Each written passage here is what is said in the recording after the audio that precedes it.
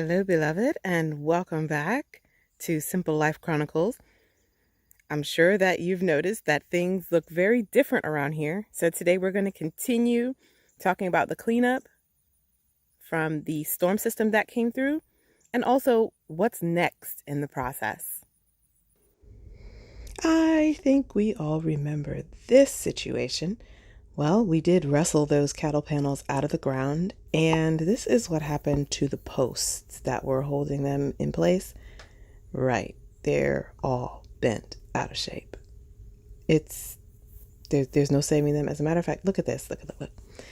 It not only bent but popped and started to rust the actual metal underneath. So that's a done deal.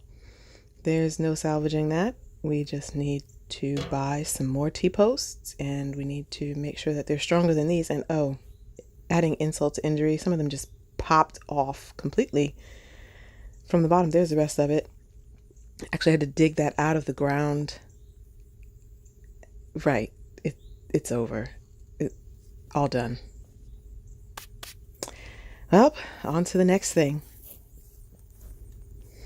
So here's what things look like now that we've wrestled those wonderful cattle panels out of the ground.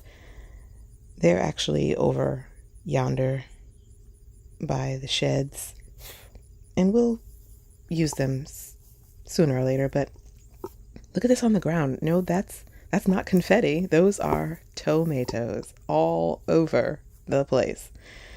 And there are some that you can't even see because they're tucked into the grass. And there are some in every bed. I've already been out here with my buckets. And we need to get back on it, get them up off the ground before they plant more tomato plants for me. Let me see if I can get close to some right here in the grass. I don't know if this is going to even come through. Oh, yeah, you can see them just a little bit. And just like popcorn, pop, pop, pop. And then there are others that are a little more obvious, but it's time to get back to work. We're just going to start right here at the first bed, and I've got some interesting tools. Yes, that is a cut off water bottle that just has a nice ergonomic cut groove into it that I can just scoop tomatoes in and get quite a few of them in there before I need to dump it out. And I like using the trowel for getting them up because some of them are actually rotten and they're hard to pick up using your hands because they just squish in your hands. Look at that, just a nice, wonderful bucket full. And there's a whole lot more, so we'll just keep doing this for a while. And before you know it, we'll just fill the bucket up.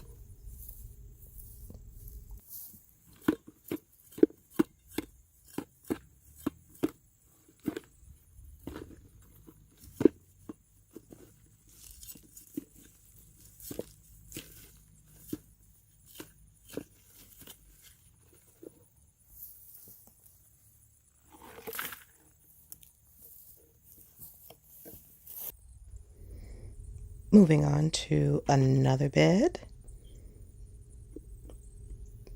We're just going to speed this up because the process is the same. We're just moving through the garden.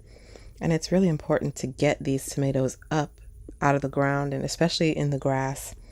I want to get them up because I need to actually mow the pathways in between the garden beds. And it's kind of hard to do that when you have tomatoes popping under your feet and under the wheels and getting into all of the grass that you're trying to cut with the lawnmower. So this is a tedious step, but it's necessary. Just something to keep in mind if you plan on growing lots of cherry tomatoes, small tomatoes. There's going to be a lot of cleanup for you at the end of the year. Not saying not to grow them. I'm just saying count the cost.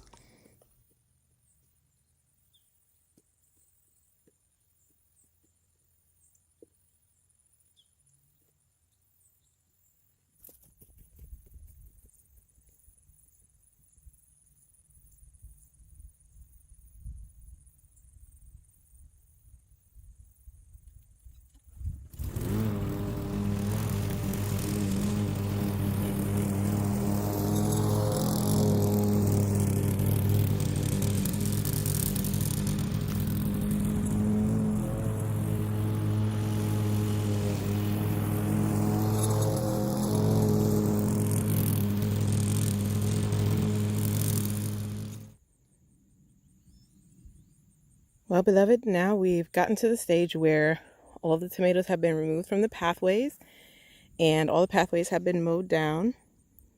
So that makes it a little easier to get in and out of the beds. So now it's time to clean up the beds, pull out any grass or weeds that have tried to colonize, reclaim my edges, and we're going to start mulching things over.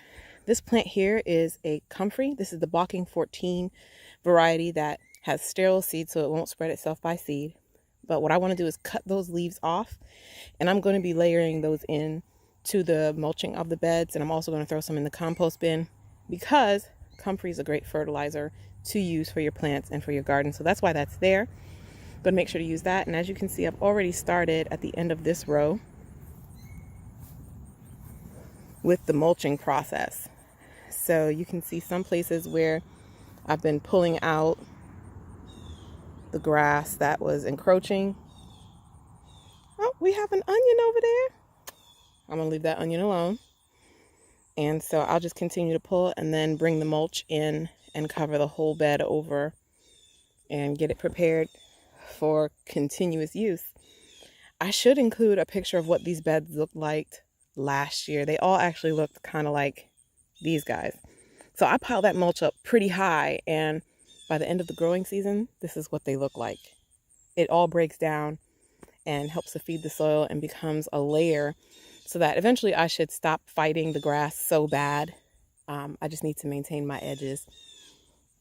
And once we do that, this will become a much easier process. Here's a throwback from last year.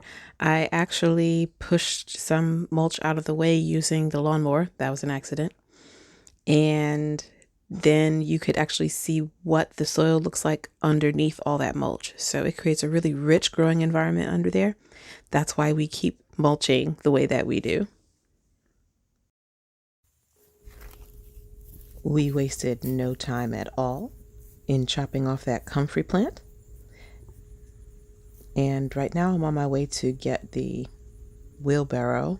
I know that there's one over in the corner, but I have another wheelbarrow, and that's the one that's actually filled with the leaves, or we'll call it mulch. So we actually spread some of the comfrey leaves into the bed, as you can see there. And now we're just going to pour the leaves on top as soon as I can just get my rake out of the way. It was just easier to carry it in the wheelbarrow. The method is dump it on and then use the rake to spread it out a little bit. It doesn't get much easier than that.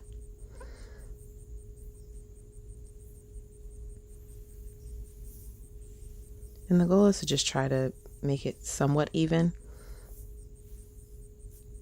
I'm not going to obsess over it because it's all going to break down anyway, but just trying to make sure that we get the most mileage out of the mulch that we can. We'll just shake it a little. And then we'll head back over and get some more.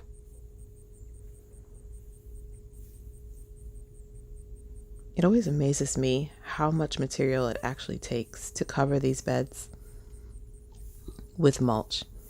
So if you have collected a great deal of material and you plan to use it in your garden, most of the time I would encourage you not to worry about having too much. Having too much is a great thing.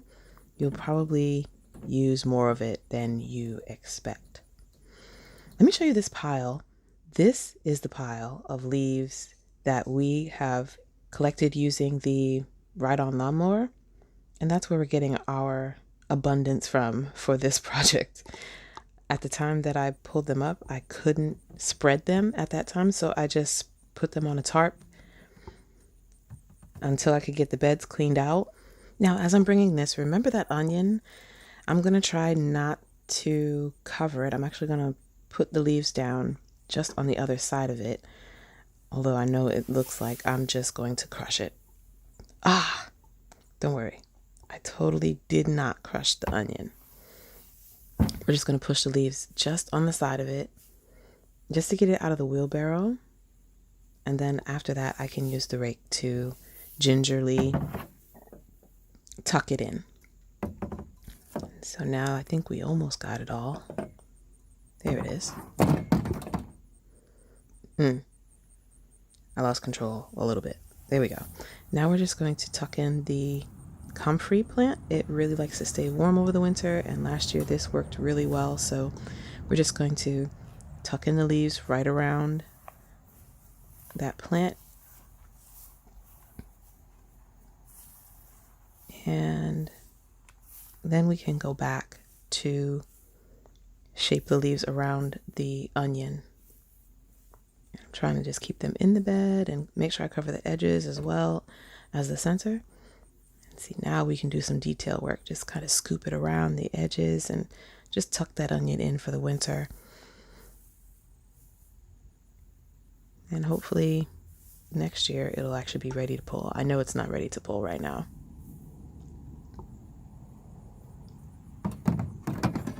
Yeah, there it is. And so it takes about 4 or 5 wheelbarrows, depending, to fill each bed. So obviously this is more efficient if I can just pick the leaves up with the lawnmower and then just dump them on the bed. But this is what we're working with for now. And in case you were wondering, this is where many of those tomato plants were buried. There was absolutely no way I could stuff them all into the compost bin, so we had to come up with something else. So we just covered them over with grass after we piled them up here, and they will break down and hopefully make it back into the garden next year.